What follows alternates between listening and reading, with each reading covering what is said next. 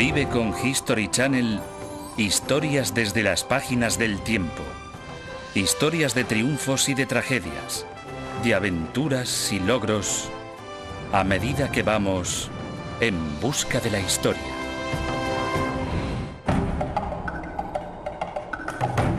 ...26 de noviembre de 1922... Valle de los Reyes, en Egipto. El arqueólogo Howard Carter abre cuidadosamente el sello de la puerta de la tumba recién descubierta. En el interior, la luz de una vela muestra el descubrimiento arqueológico más increíble jamás encontrado. Este sorprendente hallazgo resucitará al largamente olvidado rey Tutankamón, lo que despertará de nuevo en el siglo XX el interés por la magia y el misticismo de esta antigua civilización.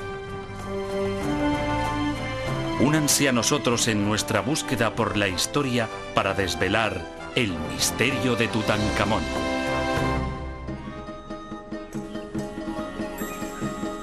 Desde los inicios de su antigua civilización, los egipcios vivían estrechamente vinculados a la tierra. Con cada cambio de estación, con cada salida y cada puesta del sol, eran testigos del ciclo continuo de la vida, la muerte y el renacimiento que tenía lugar en el mundo que les rodeaba. Con esa prueba irrefutable de la habilidad del universo para recargarse a sí mismo, este pueblo profundamente espiritual adoptó la creencia de que ellos también renacerían después de la muerte. El culto a los muertos se convirtió en la obsesión de los vivos, definiendo todos los aspectos de la sociedad egipcia. La religión estaba muy presente en esta civilización y por ello los egipcios crearon la ciencia para servir en el más allá. Nosotros creamos ciencia para que nos ayude en nuestra vida diaria. Ahí está la diferencia. Y es por esa razón que existen las pirámides, la astronomía, el arte, la ciencia. Todo eso fue diseñado por los egipcios para servir a la religión, para servir en la otra vida. Los egipcios creían que el corazón de los difuntos se pesaba con la pluma de Maat, la diosa de la verdad. Si el corazón pesaba demasiado, un monstruo lo destruía rápidamente. Pero si la balanza se equilibraba, el espíritu quedaba libre para vagar por la tierra. En lugar de imaginar que tras la muerte su espíritu, su alma o lo que fuera, se marchaba a algún tipo de paraíso, los egipcios se imaginaban viviendo en este mundo en forma de espíritu, lo que significaba librarse de todas las penalidades asociadas con el cuerpo humano, como la enfermedad, el hambre o cualquier otra. Las tumbas de los egipcios proporcionaban al espíritu o el Ka de los muertos un lugar donde descansar cada noche y también donde almacenar los objetos que necesitaban para sobrevivir en el otro mundo. Su contenido reflejaba la posición y la riqueza de su propietario y no se escatimaban gastos a la hora de equiparla para el más allá. Los egipcios no se preocupaban por sus casas. Vivían en una casa 40 o 50 años, pero vivirían dentro de una tumba durante miles y miles de años. Las tumbas más impresionantes pertenecen a los grandes faraones de Egipto, incluidas las pirámides de los reyes de las primeras dinastías.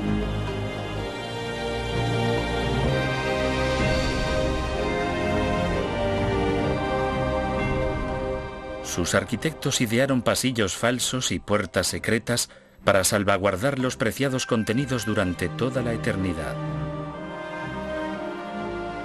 Sin embargo, osados ladrones de la época se las arreglaban continuamente para entrar en las tumbas a robar.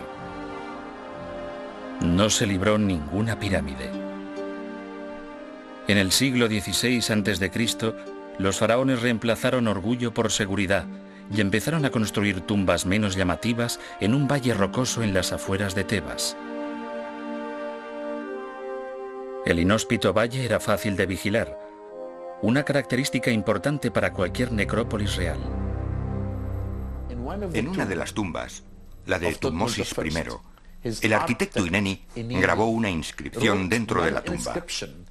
Puso: "Yo sello la tumba de mi rey. Nadie podrá ver ni oír". Y esto demuestra que el valle era un lugar perfecto para que los egipcios escondieran sus tesoros.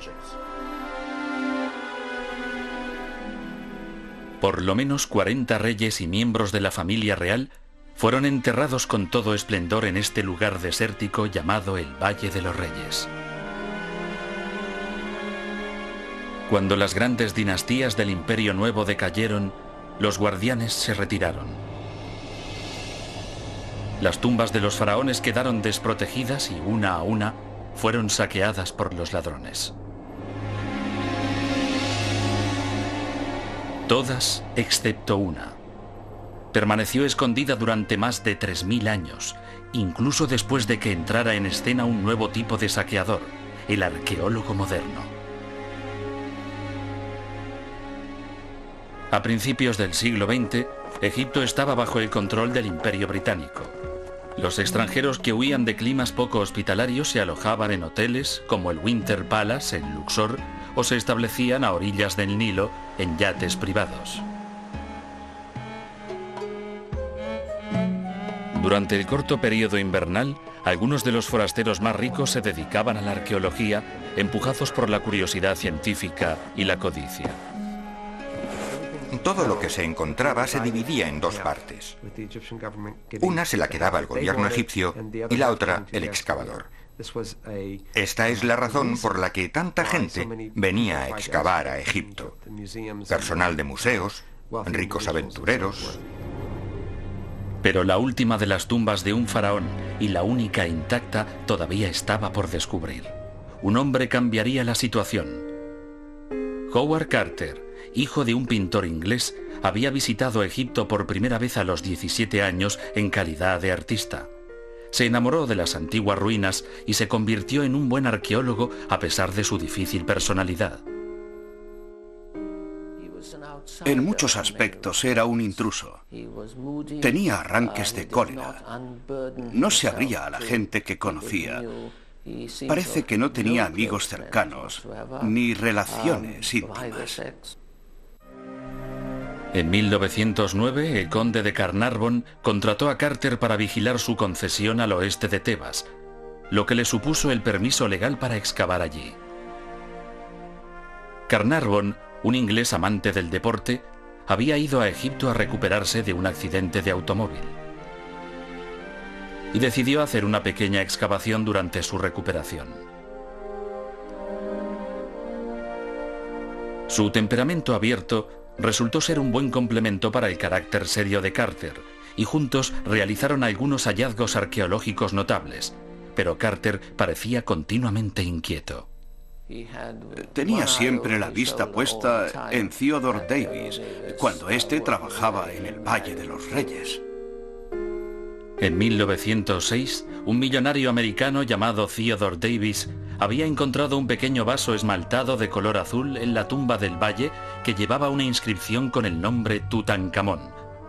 Al año siguiente se encontraron en un agujero poco profundo algunos paquetes que contenían jarras con la misma inscripción. Tutankamón no era nadie en aquellos días. Se conocía la existencia de un rey con ese nombre. Había unos pocos monumentos con su nombre inscrito en ellos. De hecho, se pensaba que había llegado muy viejo al trono, porque reinó durante muy poco tiempo. La imagen de un faraón difícil de encontrar sedujo a Carter.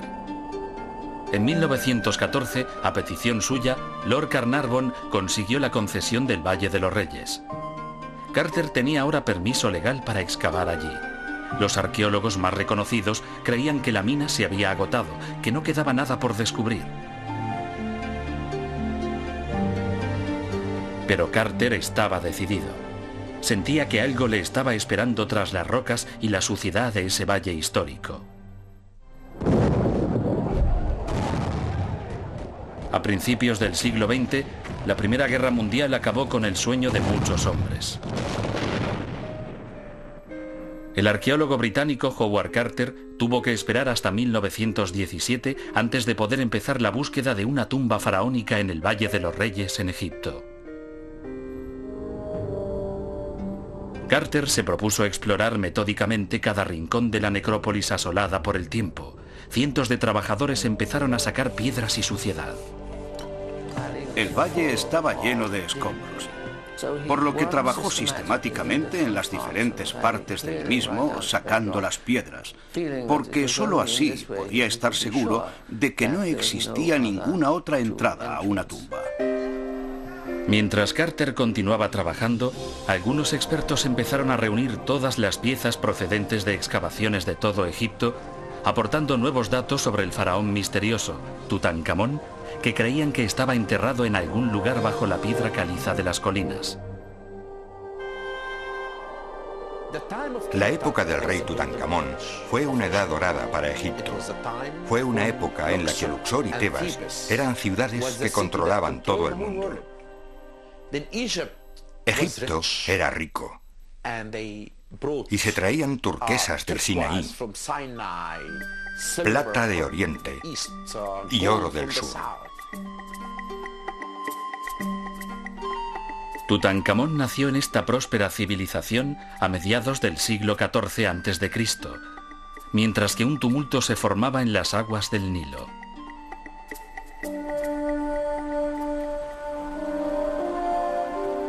La cuidada diplomacia del rey Amenhotep III había asegurado 30 años de paz ininterrumpida.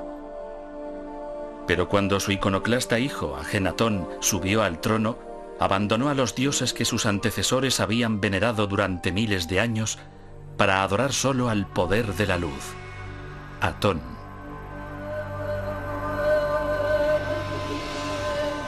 Clausuró los antiguos templos de Tebas, provocando el enfurecimiento del poderoso clero de Amón, y se trasladó a una nueva capital dedicada a su dios Atón.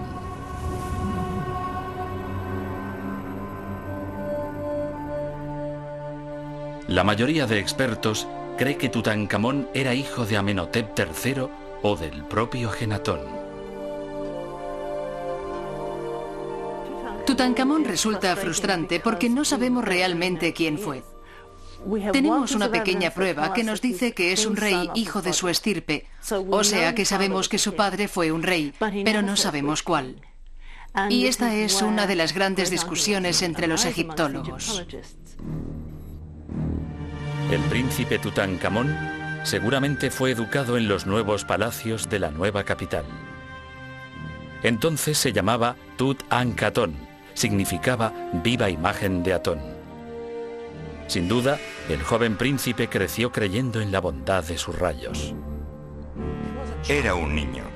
Cuando pensamos en ello y nos trasladamos 3000 años atrás para imaginar qué pasó, creemos que quizás fue instruido en el palacio y recibió lecciones de los sacerdotes sobre su futuro. Ajenatón murió o perdió el poder tras 17 años de reinado.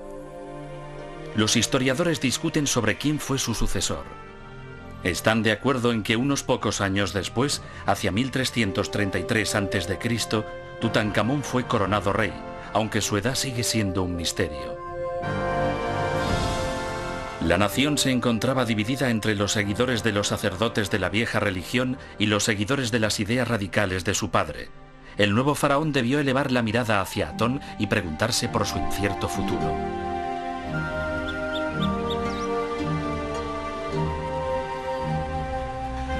En la primavera de 1922, Howard Carter llevaba trabajando 5 largos años bajo el intenso sol del desierto, moviendo piedra tras piedra sin resultados. Su benefactor, Lord Carnarvon, quería abandonar la búsqueda de la tumba de un faraón, pero Carter le imploró un año más. Carter tenía puesto el ojo en una pequeña área donde aún no había trabajado, pero en la que estaba interesado. Era una zona que se encontraba delante de la tumba del rey Rameses VI. Se situaba en medio de la ruta que los visitantes tomaban para entrar en el valle, y por lo tanto era un lugar difícil para excavar. El 1 de noviembre de 1922, el arqueólogo comenzó su última temporada en el Valle de los Reyes. Sus trabajadores estaban de buen humor. Carter había traído un canario para alegrar la casa que se había construido fuera del valle. Sus trabajadores lo llamaban el pájaro de oro, y realmente era un signo de buena fortuna. 3 días después, Carter se dirigió hacia las excavaciones después del desayuno. Las excavaciones ya habían comenzado a primera hora. Y cuando él llegó, un murmullo de excitación inundaba el lugar, porque habían desenterrado un escalón. El trabajo prosiguió para desenterrar más escalones que llevaban a una puerta marcada por los jeroglíficos que identificaban el sello real de la necrópolis. La extraordinaria diligencia de Howard Carter prevaleció y descubrió una tumba real. Pero Lord Carnarvon estaba en Inglaterra y Carter tuvo que esperar 2 largas semanas para que volviera su mecenas. Finalmente, el 26 de noviembre de 1922, un pequeño grupo se reunió delante de la tumba. Carter limpió los escombros que aún quedaban ante la puerta y descubrió el sello de Tutankamón. También encontraron pruebas inquietantes de que alguien había entrado antes allí. ¿Estaría la tumba intacta? ¿O los ladrones la habrían saqueado tiempo atrás? Carter sacó algunas de las piedras que bloqueaban la parte superior y con una vela miró al interior. No dijo nada. Y para la gente que estaba con él, fue un momento interminable, probablemente unos 30 segundos. Impaciente, Lord Carnarvon finalmente preguntó: ¿qué es lo que ves? Y Carter pronunció su famosa frase: cosas maravillosas. Su vela iluminó el tesoro de oro del más valioso hallazgo arqueológico de la historia. En ese decisivo día de noviembre de 1922, el arqueólogo Howard Carter realizó su sueño: descubrir una tumba en el Valle de los Reyes que pertenecía a un faraón poco conocido, Tutankamón. A medida que mis ojos se acostumbraban a la luz, detalles de la habitación emergían lentamente de entre las tinieblas. Animales extraños, estatuas y oro, por todos lados el brillo del oro. Me quedé mudo de asombro. El pequeño grupo se las arregló para entrar por la abertura y recorrer la antecámara de la tumba. Para Carter, fue el momento que había esperado toda la vida. Los objetos religiosos y los tesoros de un antiguo rey yacían a sus pies. Para decirlo de una forma coloquial, Carter debió sentirse inmerso en oro. Creo que estaba maravillado. Ningún arqueólogo en Egipto se había encontrado jamás con una colección tan notable de objetos. Y por supuesto, eso solo era el principio, el preludio de lo que quedaba por ver. El tiempo parecía haberse detenido en esa pequeña sala. Había un gran desorden. En una esquina, un carro desmontado. En otra pared se apilaban grandes objetos rituales. 2 estatuas a tamaño real, seguramente del rey, se miraban una a la otra como centinelas de otra época. Quedaba bastante claro que los ladrones habían entrado en la tumba y habían llevado a cabo un pequeño saqueo. Habían abierto las cajas y luego las habían vuelto a cerrar, después de sacar algunas cosas. Y luego, cuando sellaron de nuevo la tumba, quedó cerrada durante 3000 años. Al día siguiente, Carter notificó el hallazgo al inspector local de antigüedades. El arqueólogo añadió que no pensaba seguir explorando el interior de la tumba hasta que hubiera vaciado cuidadosamente la antecámara. Esto hubiera sido muestra de su actitud de respeto si hubiera sido verdad. A escondidas de las autoridades del gobierno, la noche anterior, Carter había entrado en secreto y esbozado un mapa de otras cámaras de la tumba. La fotografía muestra dónde colocó una cesta y algunos troncos para ocultar una de las entradas a las autoridades egipcias. Ellos entraron en la cámara principal y quedaron asombrados cuando encontraron una habitación que estaba prácticamente ocupada por un sarcófago casi sin espacio para poder moverse. Había algunos objetos rituales cuidadosamente colocados alrededor del sarcófago. En total, había 4 cámaras en la tumba. Los ladrones habían dejado el anexo hecho un desastre. En la cámara del tesoro, una estatua de Anubis, dios de los muertos, guardaba el cofre que contenía los órganos del faraón momificados. En la cámara funeraria, Carter abrió cuidadosamente los paneles que formaban el sarcófago y encontró otro sarcófago en el interior. Una cuerda, con el sello intacto del faraón, aseguraba este sarcófago, demostrando que los ladrones no lo habían abierto. La momia de Tutankamón todavía estaba dentro. Las noticias del increíble descubrimiento desataron la imaginación popular. El mundo estaba sediento de noticias sobre el rey Tutankamón. De repente, muchos turistas decidieron pasar por Egipto. Entre ellos, por supuesto, mucha gente que conocía a Carnarvon.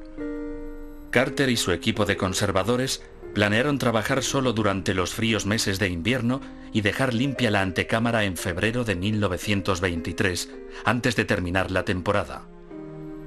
Cada nuevo objeto mostraba una nueva visión de la misteriosa vida de Tutankamón. Numerosas estatuas rituales con la cara del rey mostraban a un hombre joven, armado para enfrentarse a las penurias del otro mundo. Es curiosa la mezcla de objetos que le serían útiles en la otra vida y de objetos que debía utilizar en la vida real. Cosas como sus sandalias, que estaban decoradas con imágenes de extranjeros. Así que cuando caminaba con ellas, estaba caminando sobre sus enemigos. Entre instrumentos musicales y material para escribir, había 4 juegos de mesa, prueba del principal pasatiempo de muchos egipcios. Un sarcófago en miniatura guardaba un recuerdo conmovedor, un mechón de pelo gris. Una inscripción otorga su propiedad a la reina Ti, posiblemente la abuela del joven rey. Muchas imágenes de Tutankamón y su esposa decoran una gran variedad de objetos. Su reina era una joven hija de Ajenatón, y puede que hubiera sido su propia hermana. Parece que entre la pareja existía un verdadero afecto. Seguramente estaba enamorado, porque si miramos la escena en el trono, donde están él y su mujer, podemos ver que llevan solo un zapato. Por lo tanto, son una sola persona. La presencia de arcos y flechas en otra esquina recuerda que el joven faraón tuvo que defender su honor en una guerra contra el país vecino al principio de su reinado. Cuando Tutankamón llegó al trono en 1333 a.C., Egipto estaba en guerra. Los poderosos hititas estaban castigando las fronteras del norte y una serie de plagas se extendía por el territorio. Algunos creían que la nueva religión que adoraba al disco solar era la causa de los problemas de Egipto. El imperio necesitaba un monarca unificador, pero los expertos creen que el rey era demasiado joven para manejar los asuntos del Estado. Su principal consejero parece haber sido Ay, un familiar de mayor edad con una gran influencia sobre el joven Tutankamón. También sabemos que había otro hombre, Horemheb, que fue general de Tutankamón y al parecer muy poderoso. Creo que podemos suponer que este hombre, y quizás también otros, decidieron poner orden. Y me imagino que el joven rey tenía muy poco que decir sobre lo que pasaba. En pocos años, Tutankamón abandonó la nueva ciudad de Ajenatón y comenzó a reconstruir los viejos templos en Tebas. Cambió su antiguo nombre, Tutankatón, por el de Tutankamón, señalando el regreso a la antigua religión y al culto a centenares de divinidades.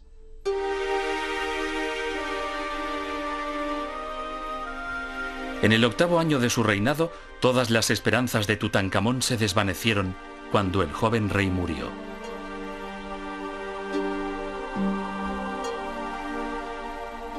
Su cuerpo fue embalsamado y su momia guardada en su tumba. El viejo consejero de Tutankamón, Ay, convertido ahora en faraón, toca la boca, las orejas y los ojos de la momia, abriéndolos para que el espíritu pueda utilizarlos en la otra vida. Finalmente, la tumba quedó sellada para la eternidad. A principios de enero de 1924, una nube de turistas se agolpaba ante la tumba de Tutankamón. Dentro, Howard Carter se disponía a vaciar la cámara funeraria, atreviéndose a perturbar el lugar del descanso eterno del joven rey. De forma meticulosa, el arqueólogo y su equipo fueron desmontando cuidadosamente 4 aposentos funerarios distintos. Dentro había un gran sarcófago cuadrado. Utilizando un sistema de poleas y palancas, Carter levantó cuidadosamente la tapa para mostrar un magnífico ataúd dorado moldeado con la imagen del rey. Carter cada vez estaba más cerca de la momia del rey y más cerca de provocar lo que algunos dijeron que era la cólera de los antiguos dioses egipcios.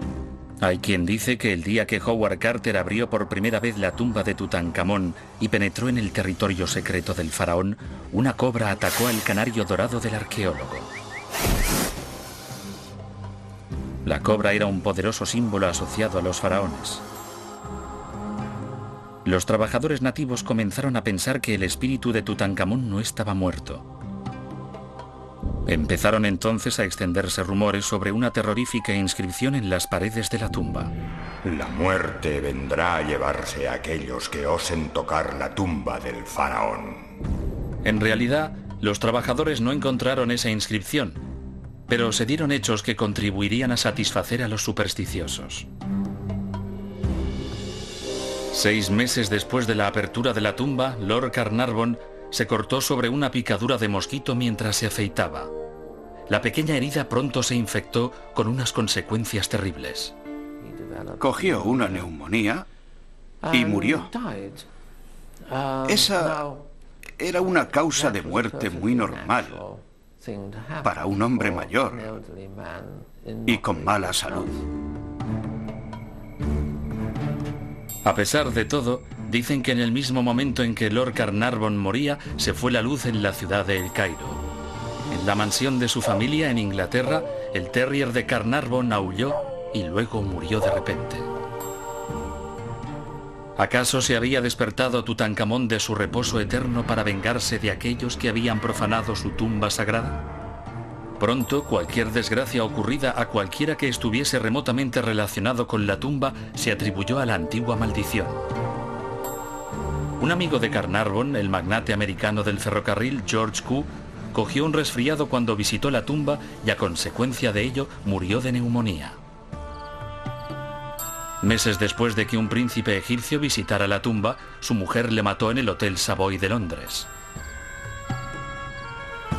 Años más tarde, el secretario de Carter, Richard Bethel, murió en extrañas circunstancias. Poco después, el padre de Bethel se suicidó.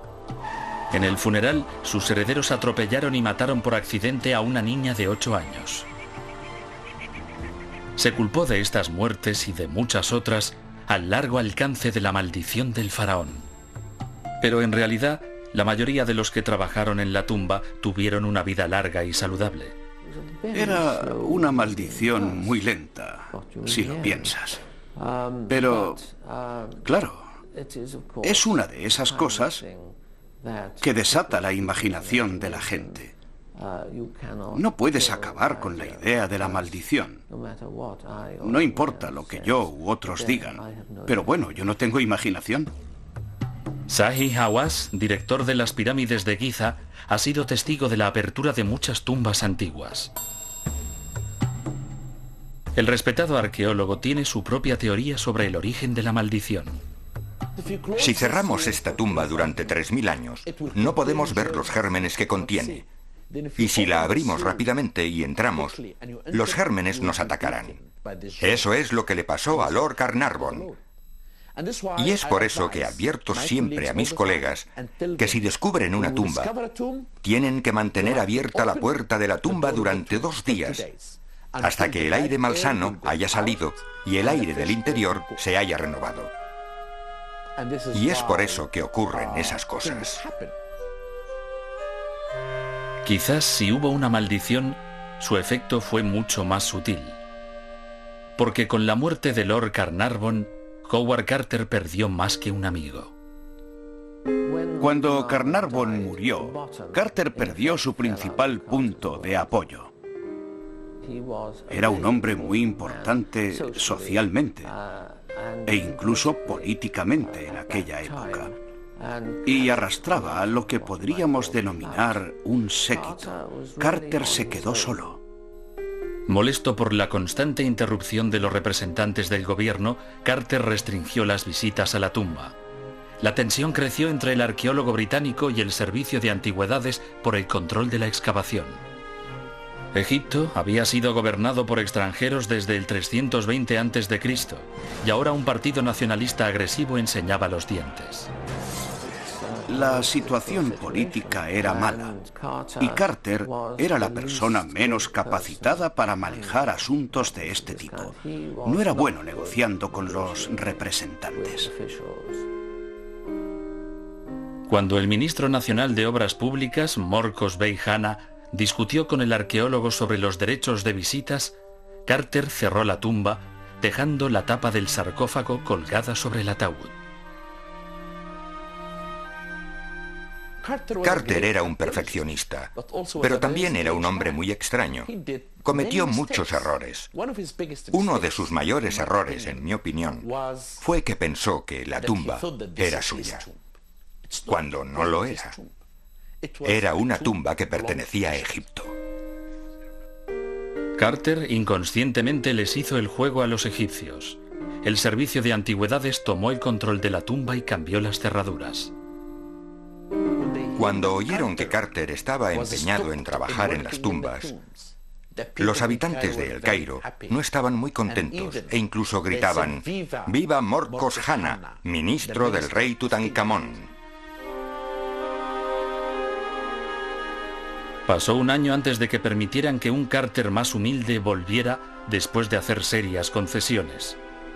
La familia Carnarvon desistió de cualquier tipo de reclamación sobre los tesoros de la tumba y el mismo Carter accedió a trabajar bajo las normas impuestas por el gobierno. En octubre de 1925, Carter finalmente destapó el ataúd y encontró otro dentro. Y todavía quedaba otro más. Este último medía 1,80 m y era de oro macizo. En el interior de este ataúd yacía la momia de Tutankamón coronada por una preciosa máscara mortuoria. Moldeada a mano, con oro forjado y con incrustaciones de cristal y de piedras semipreciosas, el aspecto solemne del joven rey dejó a Carter sin habla.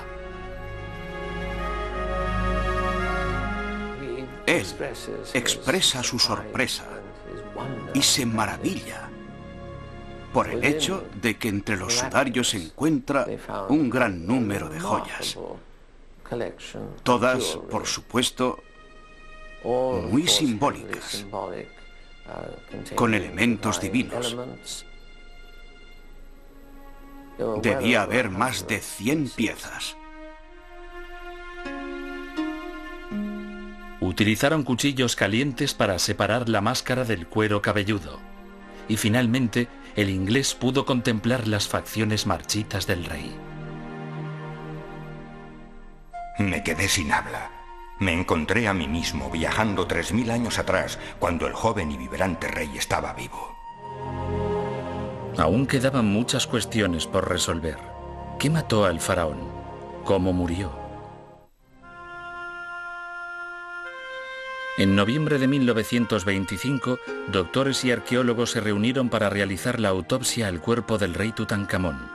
Los restos estaban en condiciones lastimosas por culpa de algún tipo de combustión química que había reducido alguno de los sudarios a polvo. La piel, en su mayor parte, estaba mal conservada, en algunos puntos resquebrajada. Los dedos de la mano y del pie habían sido envueltos uno a uno y sus brazos cruzados ocultaban una herida de 7 centímetros a la izquierda de su abdomen. Estudios de su estructura ósea llevaron a los expertos a pensar que el rey debía tener 18 años cuando murió. Si eso era verdad, tenía que ser un niño con 9 años cuando ocupó el trono. Eso planteaba cuestiones interesantes. ¿Cuántas veces tendrían sus consejeros que escucharle en lugar de hacerle callar y decirle que dejara de hacer el tonto? O cuando fue investido rey y adquirió ese aspecto divino, ¿tuvo algo que decir? ¿Y cómo murió este joven rey? En 1968, un examen científico reveló un curioso fragmento de hueso dentro del cráneo. ¿Era solo un resto del proceso de momificación? ¿O era la prueba de una herida mortal? Muchos se preguntaron si le habrían herido en batalla o incluso si fue asesinado. Es bastante tentador decir que el rey estaba creciendo. Las más impresionantes pertenecen a los grandes faraones de Egipto, incluidas las pirámides de los reyes de las primeras dinastías.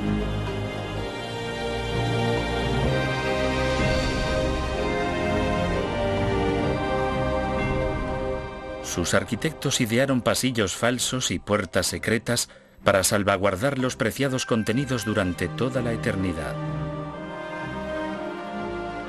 Sin embargo, osados ladrones de la época se las arreglaban continuamente para entrar en las tumbas a robar. No se libró ninguna pirámide. En el siglo XVI a.C., los faraones reemplazaron orgullo por seguridad y empezaron a construir tumbas menos llamativas en un valle rocoso en las afueras de Tebas. El inhóspito valle era fácil de vigilar, una característica importante para cualquier necrópolis real. En una de las tumbas, la de Tutmosis I, el arquitecto Ineni grabó una inscripción dentro de la tumba. Puso: «Yo sello la tumba de mi rey. Nadie podrá ver ni oír». Y esto demuestra que el valle era un lugar perfecto para que los egipcios escondieran sus tesoros. Por lo menos 40 reyes accede finalmente al trono, se atribuye muchas de las cosas que Tutankamón había hecho. Hace borrar su nombre de muchas inscripciones y lo reemplaza por el suyo. Es una forma de decir: yo era el que decidía las cosas cuando el niño estaba en el trono, así que yo merezco el reconocimiento. Algunos expertos están en total desacuerdo con estas hipótesis que dependen demasiado de la edad de la momia. La edad está basada en el análisis de la momia, de cómo están las articulaciones de los huesos. De hecho, existe como un desfase de 10 años, porque la gente se desarrollaba más lentamente en según qué partes del mundo y más rápidamente en otras. Tutankamón podría tener perfectamente 27 años cuando murió, lo que significa que habría sido coronado a los 17 y no a los 9 años. ¿Podría haber sido Tutankamón la fuerza que acabara con la herejía de Ajenatón? Quizás esto explica por qué en su tumba había tantas riquezas cuando solo fue un rey menor. Lo que simbólicamente hizo Tutankamón fue tan importante que cuando le enterraron, le prepararon un funeral especial. Le proporcionaron un ajuar funerario que incluso para los niveles de principios de la dinastía XVIII es excepcionalmente valioso. Puede representar el apretón de manos dorado de los dioses por un trabajo bien hecho. Howard Carter dedicó más de 10 años de su vida a trabajar en la tumba y a la conservación de sus objetos, pero nunca terminó la publicación definitiva de sus hallazgos. En 1939, a la edad de 68 años, fue vencido por el cáncer, muriendo en una relativa oscuridad. Creo que Carter murió muy triste. Aunque había realizado uno de los mayores descubrimientos arqueológicos, aunque no el más importante de la historia, se convirtió en una carga para él. No tienes la sensación de que cuando salía de su casa cada mañana para trabajar en la tumba, lo hiciera contento. Fundamentalmente, el legado de Carter se encuentra en la meticulosidad de su trabajo. Los más de 5.000 objetos que extrajo de la tumba de Tutankamón atraen a cientos de miles de visitantes al Museo de El Cairo cada año. ¿Por qué debemos dar fe de Carter? Porque insistió en encontrar la tumba. La arqueología no es en busca del arca perdida. No es Indiana Jones que busca los tesoros así. Si quieres ser un buen arqueólogo, tienes que ser paciente, y eso es lo que hizo Carter. Quizás la gran ironía sea que a pesar de todos estos tesoros, queden tantas preguntas por responder. Hasta ahora, la vida de Tutankamón sigue siendo un misterio. Howard Carter dijo de él: las sombras se mueven, pero la oscuridad nunca inspira nada. La momia de Tutankamón permanece en su cámara funeraria original, el ataúd dorado, el único esplendor que queda en su tumba.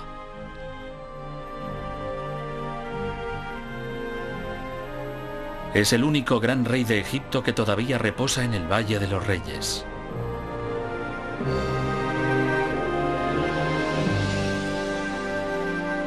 Insignificante en vida, olvidado tras su muerte durante muchísimo tiempo, el rey Tutankamón reina ahora sobre la imaginación de millones de personas como otro ejemplo de las maravillas que nos esperan siempre que vamos en busca de la historia.